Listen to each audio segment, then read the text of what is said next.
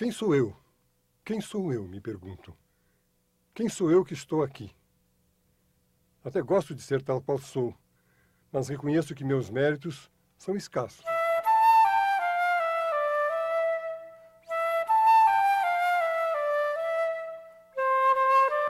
Minhas mãos, inúteis para fazimentos, só servem para escrever e acariciar. Não sei dançar, o que muito me vexo. Olho, idiota, o céu, maravilhado de seu esplendor, sem reconhecer constelações ou estrelas. Das árvores inumeráveis do meu mundo brasileiro, reconheço uma dúzia se tanto. Diante das flores, do milagre de suas formas, cores, perfumes, eu paro perplexo. De todas as coisas deste mundo tão variado, a única que me exalta, me afeta, me mobiliza é o gênero humano. As gentes indígenas, com quem convivi tantos anos.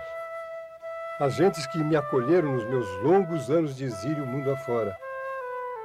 Mas principalmente, minha amada gente brasileira, que é minha dor, por sua pobreza e seu atraso desnecessários. E também meu orgulho, por tudo que pode ser como uma civilização tropical de povos morenos, feitos pela mistura de raças e pela fusão de culturas.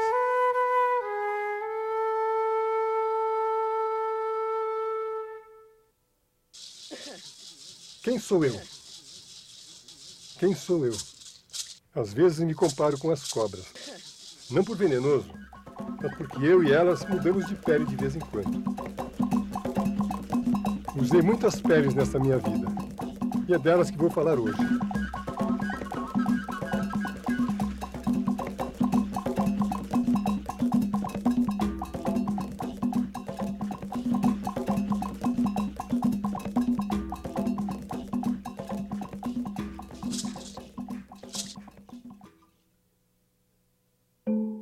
A primeira de minhas peles que vale a pena ser recordada é a do filho da professora primária, mestra Fininha, de uma cidadezinha do centro do Brasil.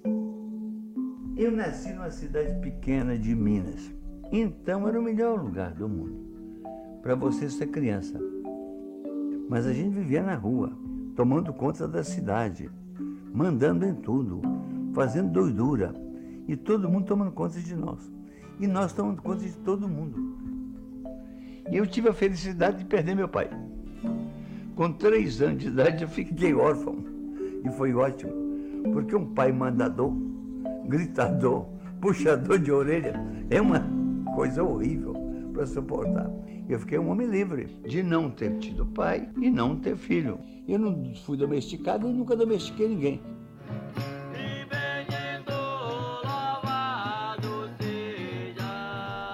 Uma coisa muito importante na minha vida, na minha cidade, é que no mês de agosto tinha as festas do Divino. Nessa festa, cada dia se coroava o imperador do Divino. E fazia-se uma festança tal que ainda hoje a ideia que eu tenho de fartura é aquela festança. E o menino, aquela glória do menino, que era coroado na igreja, e eu tinha uma inveja infernal. Eu queria ser imperador do Divino, mas não podia. Minha mãe era professora, dá para não sustentar. Mas sustentar a cidade, matar bois, para aqueles famintos todos, não podia. Então eu fiquei com o complexo do Divino Espírito Santo, do império que eu nunca tive. Eu li todos os livros da cidade, praticamente. As Mulheres de Bronze, Os Miseráveis de Victor Hugo. A leitura foi para mim uma janela, que falava de reis, de impérios, de um modo que eu podia entender os meus horizontes de um menino da cidadezinha do interior. Se alargaram com os livros que me fizeram conhecer a França, a Inglaterra, a Itália, D'Artagnan. Eu era D'Artagnan.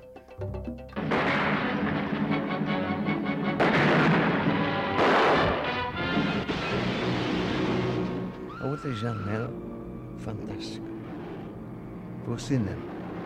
Era tudo uma maravilha, que me dava uma visão de uma raça diferente de gente, que não era parecido com minha mãe, nem com meu tio, nem com minhas tias, nem com as minhas irmãs, claro, uma gente doida como aquelas artistas. Hoje, quando eu vejo a meninada com oferta de televisão, eu tenho uma espécie de inveja pregressa. Ah, se eu tivesse isso. Porque a massa de informações que as crianças têm, tem pais que chateiam com a televisão. É claro que essa televisão não é só deseducativa, ela é antieducativa. É preciso ser compensada com outras coisas. Mas que é uma massa de informação turbilhosa, fantástica.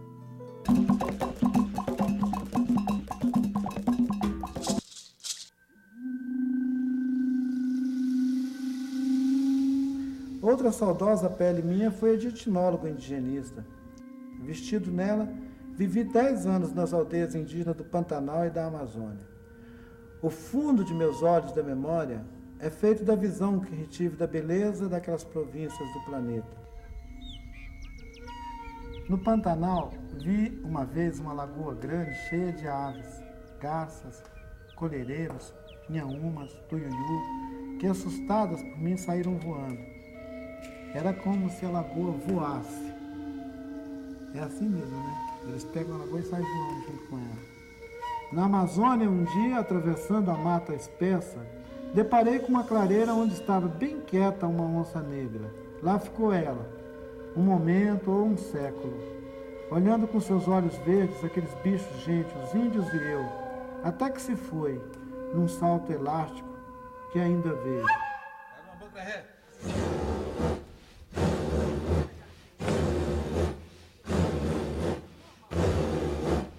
Mas eram os povos índios que me interessavam supremamente naqueles anos.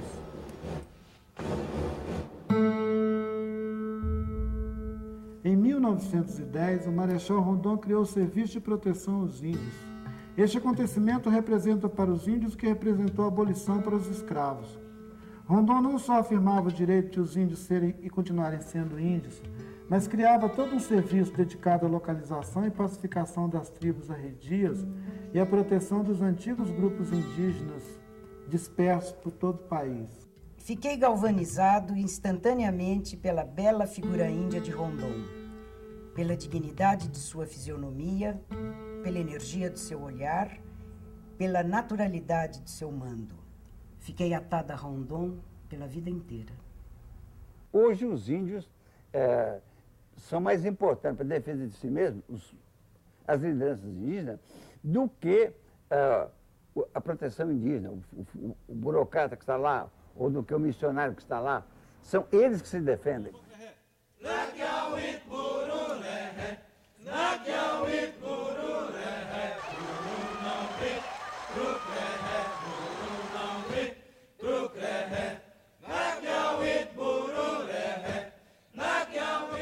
E eu comecei, então, meu trabalho, que durou 10 anos.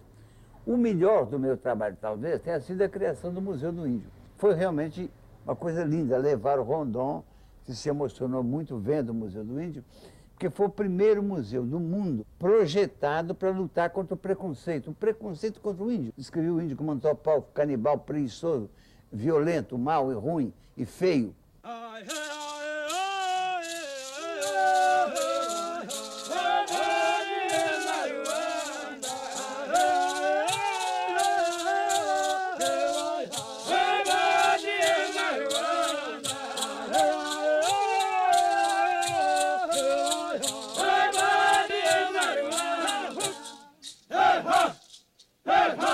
Eu vivi tantos anos com os índios, nunca vi um índio quebrar a cara do outro, nunca vi um dar porrada no outro.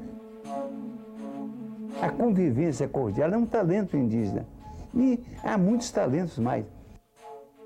Como todas as sociedades indígenas estão muito ocupadas todo o tempo em formar suas crianças e tem um amor pelas crianças que é fantástico. Na aldeia, eu sempre estava assustado, dizer, olha esse menino, pequenininho, menino de 2 anos, andando na aldeia, no meio de fogos, porque tem uma fogueirinha debaixo de cada rede, porque de madrugada faz frio. Ela disse, ele sabe que queima. Quer dizer, ninguém enganou ele experimentou, aquilo é quente, não é bom. Isso de tratar as crianças com respeito, mas de deixar que ela desenvolva a sua própria personalidade, a paciência que tem com a criança, o amor que tem com as crianças, é a primeira educação. Amá-lo para ensiná-lo também a amar as pessoas.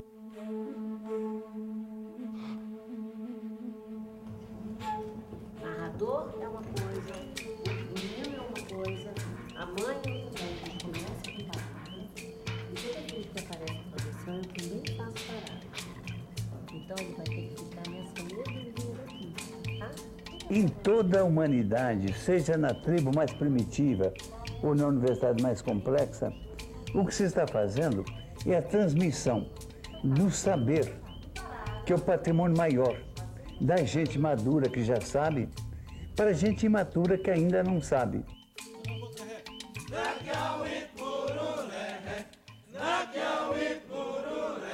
Se o filho é homem, o orgulho do pai é colocar na beira da rede do filho um arco e flecha em miniatura, para mostrar que ele vai ser um guerreiro, um caçador, e põe aquele arquinho na mão do filho, faz ele brincar com aquilo.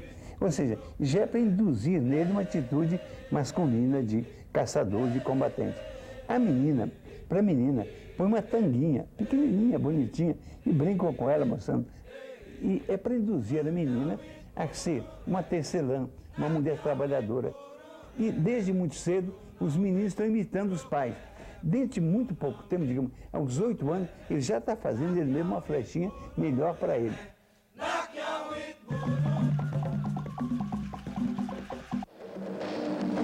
A região do Xingu é uma dessas áreas virgens do Brasil integrada na Amazônia e com as suas alegrias primitivas entre a selva, os caudais, os mitos e as encantações dos índios. Os índios do Xingu são fortes, vivem da caça, da pesca e de uma agricultura rudimentar. No grande mundo do Xingu, a vida é ainda paradisíaca e transcorre no fabuloso anfiteatro da selva tropical, onde... Nos 40 anos de convívio com os índios e luta pelos índios também, há uma coisa de que eu me orgulho muito que eu fiz. Foi ajudar a criar o Parque Indígena do Xingu. Me preocupava o seguinte, o Xingu, aquela sociedade fantástica, com aqueles povos de línguas diferentes que mantiveram convívio entre eles. Se deixasse a civilização entrar lá, entre as suas aldeias, eles seriam liquidados, teriam desaparecido. Então eu tive uma ideia de procurar Getúlio Vargas, apresentar a eles um trabalho que estava sendo feito pelos irmãos Vilas Boas. E eu propus a Getúlio o seguinte, eu não podia dizer a ele para dar terra para os índios, para dar uma propriedade aos índios, que eu queria muita terra.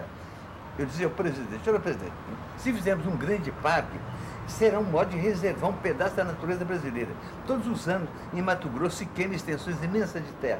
Cada queimada que se faz, mata, liquida também com toda a flora e com toda a fauna. Já se estendeu demais esse tipo de ocupação.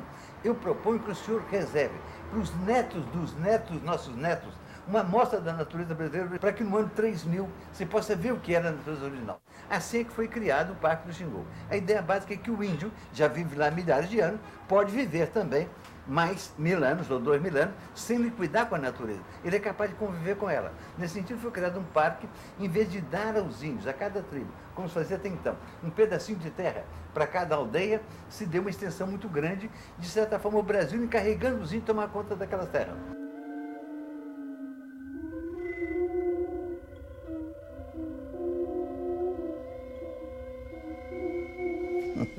Minha mãe pensava que eu era amansador de índio.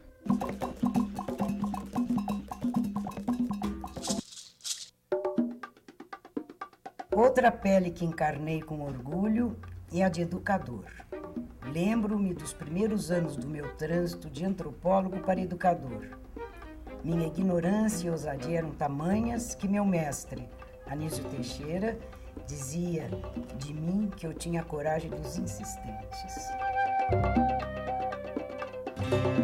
O Anísio dizia que eu era provavelmente um imbecil, porque tratando 0,02% da população brasileira, em vez de tratar dela toda, só podia ser um imbecil. Diziam que era intelectual competente, perdendo do tempo. E eu estava querendo ser Rondon, um Anchieta de farda, o que era uma bobagem. O Anísio dizia uma coisa que me irritava, eu tinha 30 anos nessa época. Estava cheio de verdades, cheio das minhas convicções ideológicas.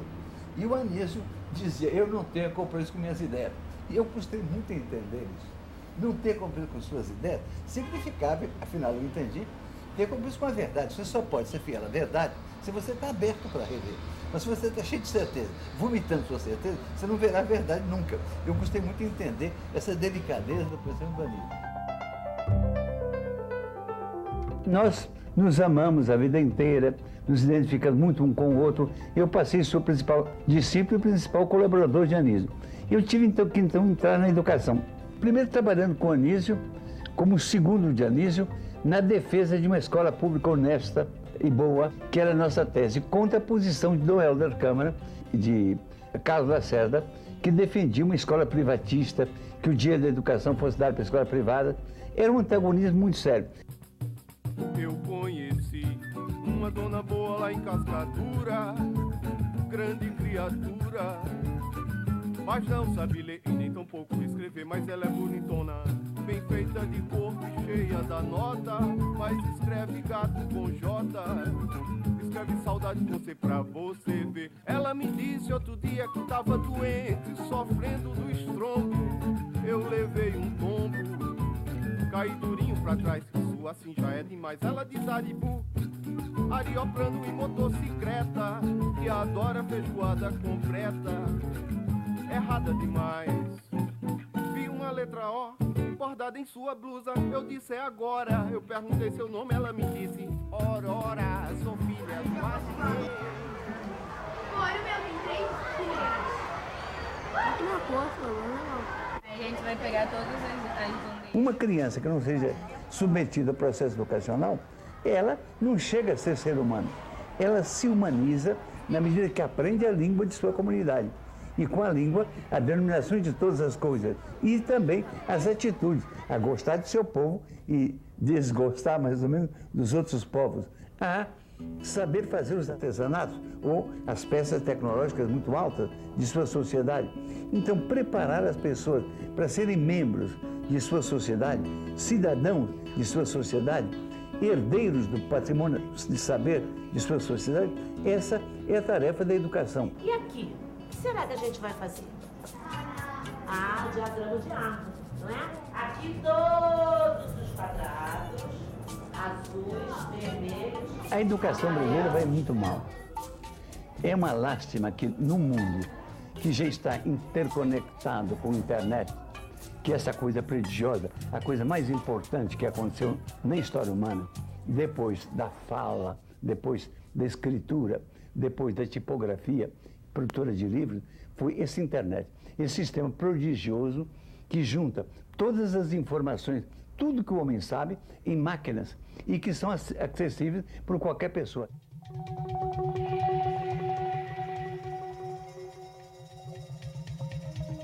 A incapacidade de criar uma escola primária eficaz é uma vergonha, é uma lástima.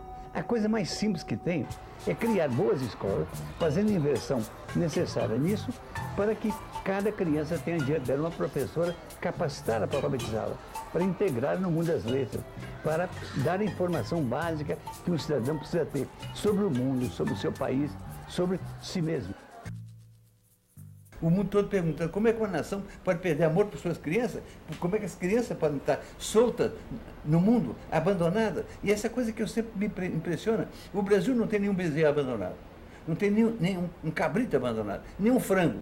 Um frango qualquer que você encontra tem um dono, se quiser por ele, mas tem milhões de crianças abandonadas. Quando a sociedade perde o seu nervo ético, perde o seu amor, o seu apego às suas crianças, que a sua reprodução é uma enfermidade tremenda.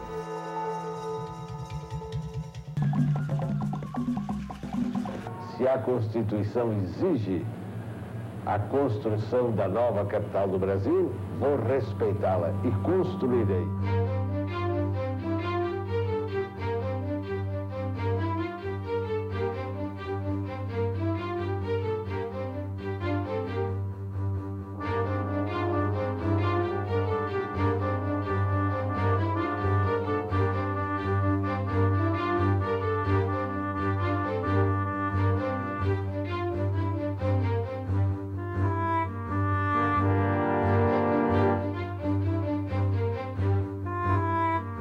Eu investia contra o analfabetismo ou pela reforma da universidade com mais ímpeto de paixão que sabedoria pedagógica. Não me dei mal. Acabei ministro de Educação de meu país e fundador e primeiro reitor da Universidade de Brasília.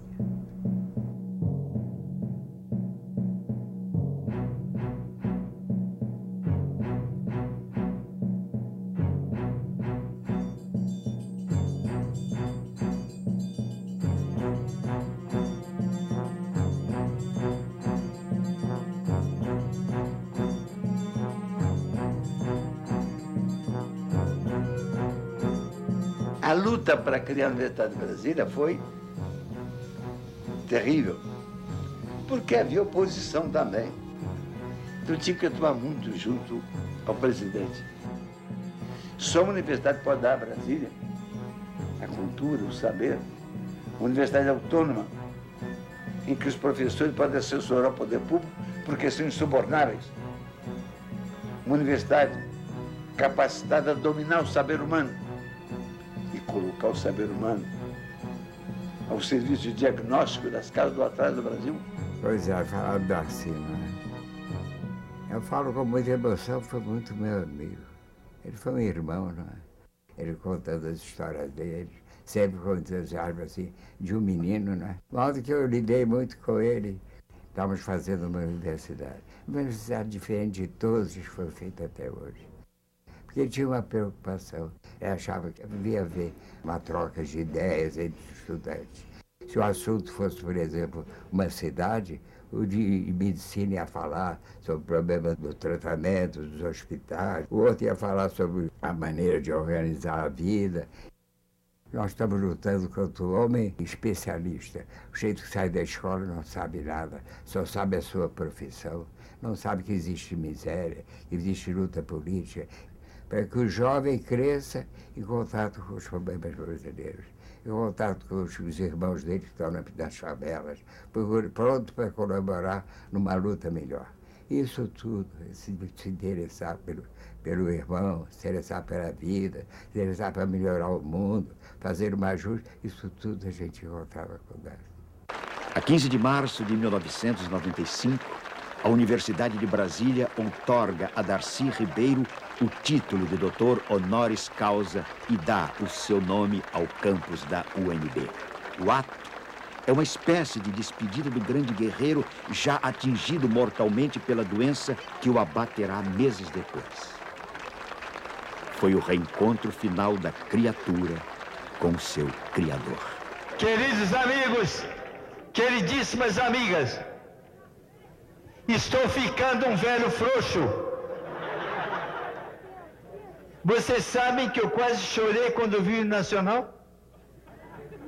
O hino nacional aqui, nesse ambiente dessa minha universidade, que foi tão perseguida, me tocou.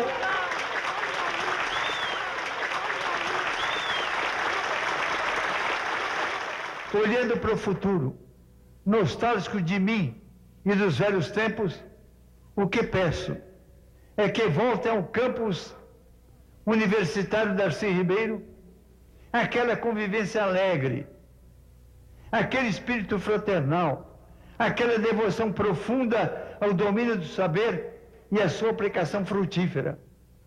Éramos uns brasileiros apaixonados pelo Brasil, prontos a refazê-lo como um projeto próprio, que fosse a expressão da vontade dos brasileiros.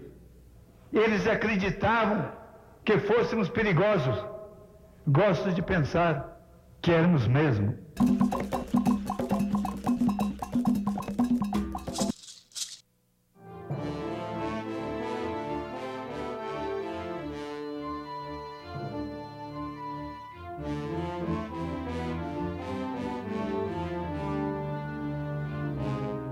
Outra pele que eu sentei é a de político.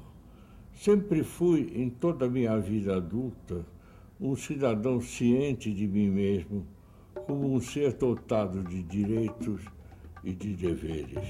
Sobretudo, o dever de intervir nesse mundo para melhorá-lo. Eu me lembro do governo Jango como um tempo de grande euforia.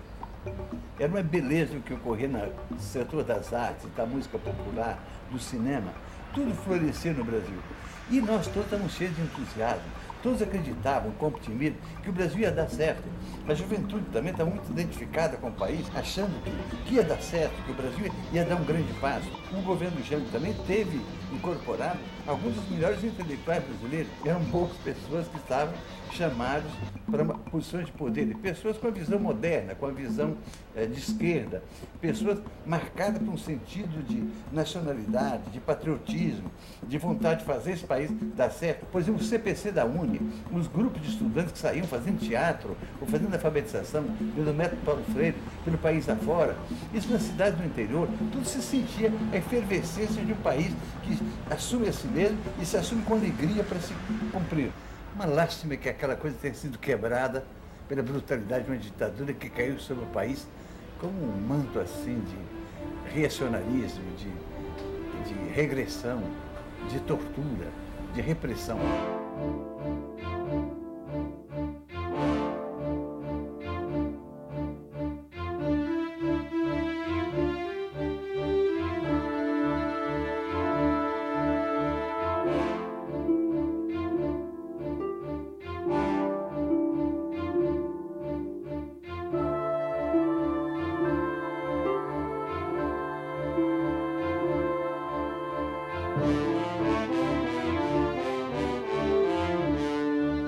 Militar, pelo caráter reacionário dele, ele afetou todas as universidades brasileiras, ele quebrou a criatividade cultural brasileira.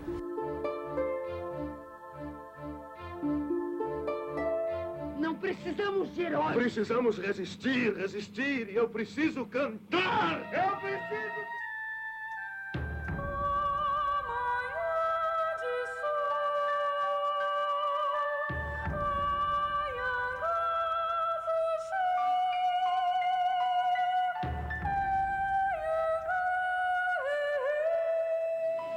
Uma vez, eu não vou esquecer nunca, Glauber passou a manhã abraçado comigo chorando.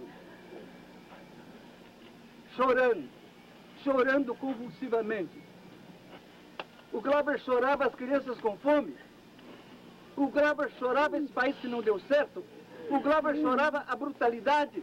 O Glauber chorava a estupidez, a mediocridade, a tortura.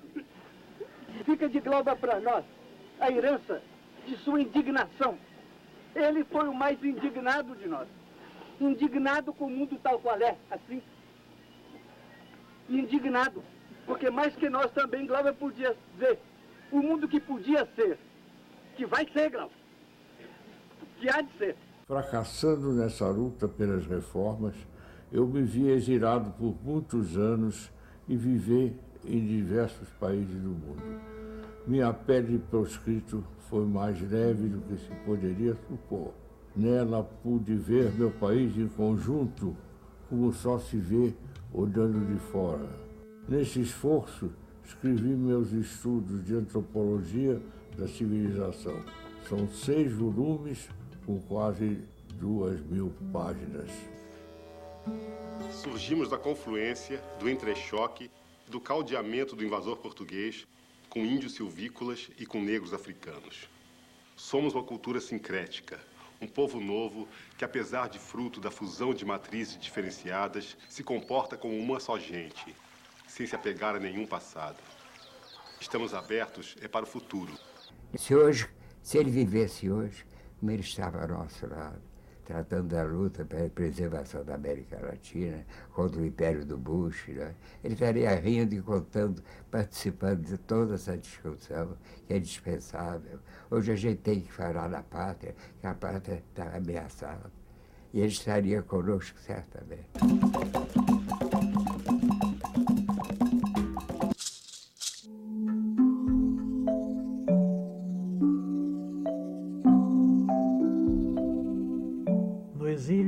Me fiz romancista.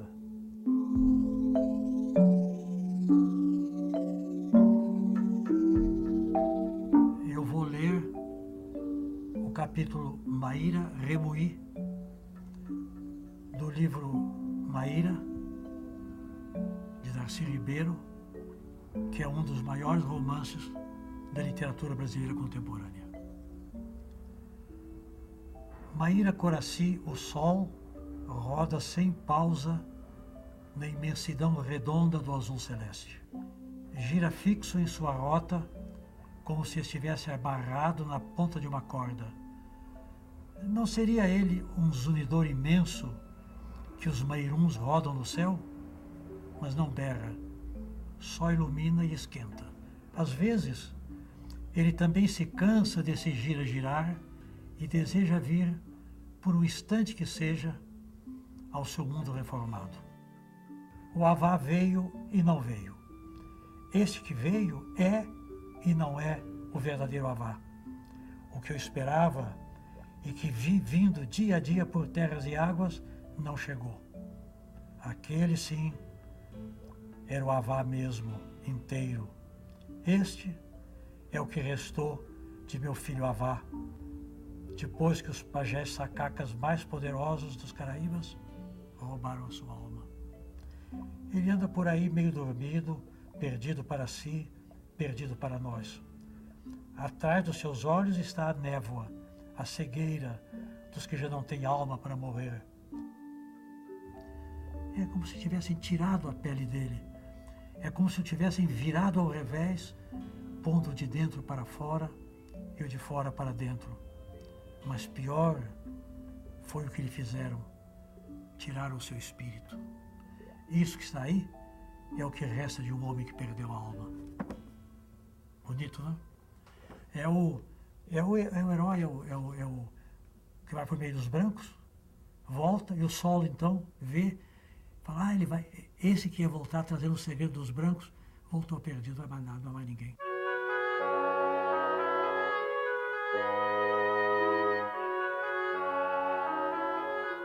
De volta do exílio, retomei minhas peles todas. A salvação dos índios, a educação popular, a universidade necessária, o desenvolvimento nacional, a democracia, a liberdade. Mas em todos esses anos, me ocupei principalmente da educação. Onde que eu estudo é o CIEP. Eu vou abrir um portão aqui para te mostrar, tá? Vem cá. Cá. Olha lá a quadra. Tá vendo? Lá a quadra. Vamos lá, eu vou te mostrar. Vamos lá para essa quadra, tá?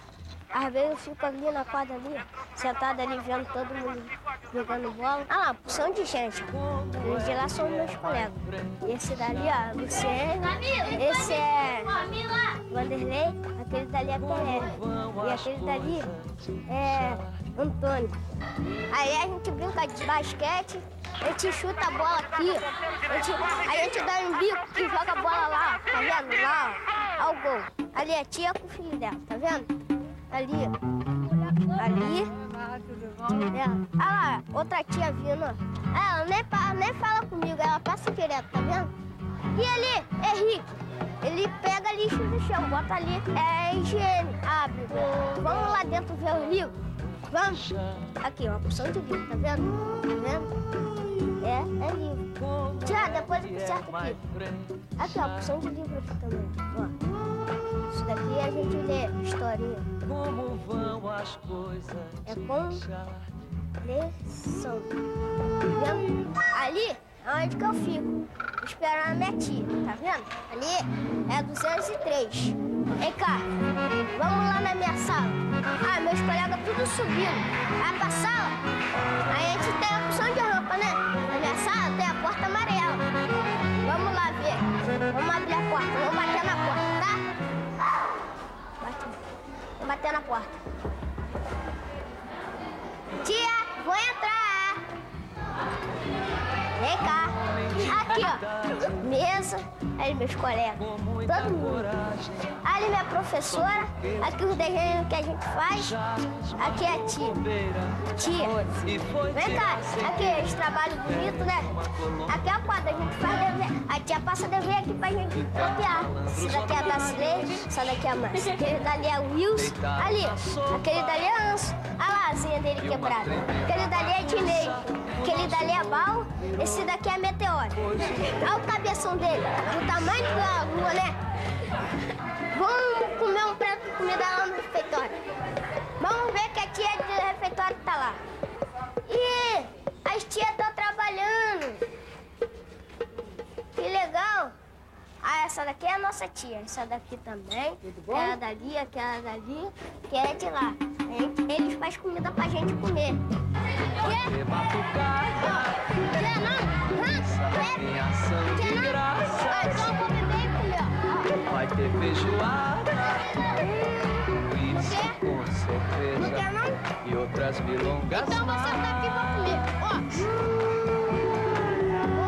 E com as queimas de fogos e saraivadas de balas provar. Você não quer? Então vou comer. Pra quando o nosso charme... O CIEP é a escola do mundo civilizado. No mundo inteiro só há CIEP. O Brasil é que inventou essa bobagem, que é escola de 2 turnos, 3 turnos, 4 turnos. Como as cidades cresceram muito, em vez de fazer mais escola, começaram a fazer turno. E chegou um ponto que mesmo em São Paulo tem uma escola com 5 turnos. A criança não pode aprender. O CIEP é a volta àquela escola só para aquele grupo de alunos em que eles entram de manhã, comem o almoço lá e ficam o dia inteiro até de tarde. É a escola indispensável, sobretudo para aquelas camadas da população que não tiveram escolaridade. Quem vem de uma família que usa material didático em casa, que lê, que estuda, que conversa sobre leitura, o menino já chega prontinho para ser alfabetizado. De fato, esse menino nem precisa de escola. Sozinho ele aprenderia.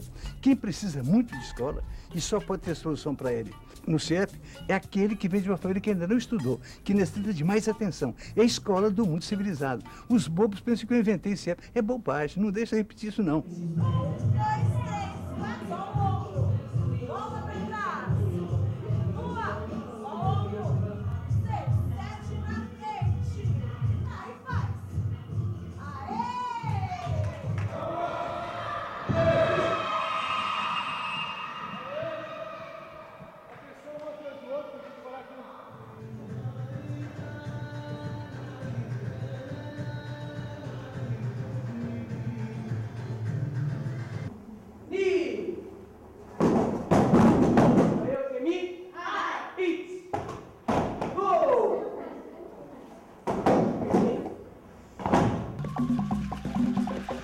Determinado a acabar de uma vez por todas com as improvisações e resolvido a encarar efetivamente o carnaval com a importância devida, lançou-se a construção de uma das maiores obras de engenharia dos últimos tempos para a cidade do Rio de Janeiro, a Passarela do Samba.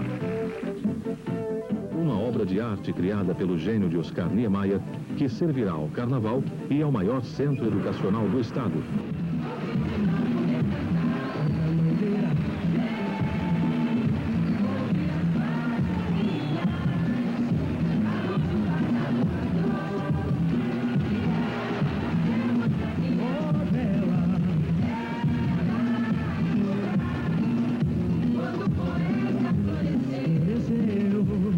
Eu propus o sambódromo porque tivemos a ideia de meter debaixo dessas arquibancadas 200 salas de aula.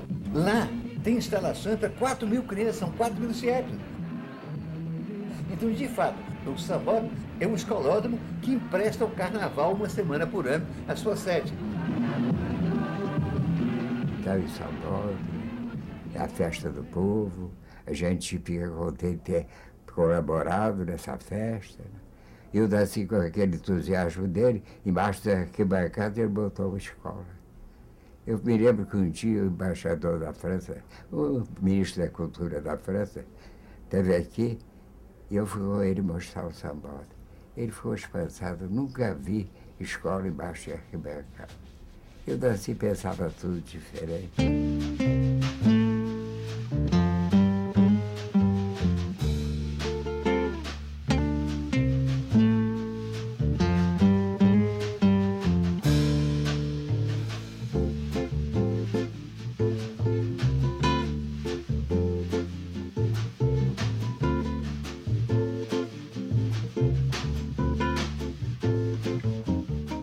Estas são, senhoras e senhores, as peles que tinha para exibir aqui.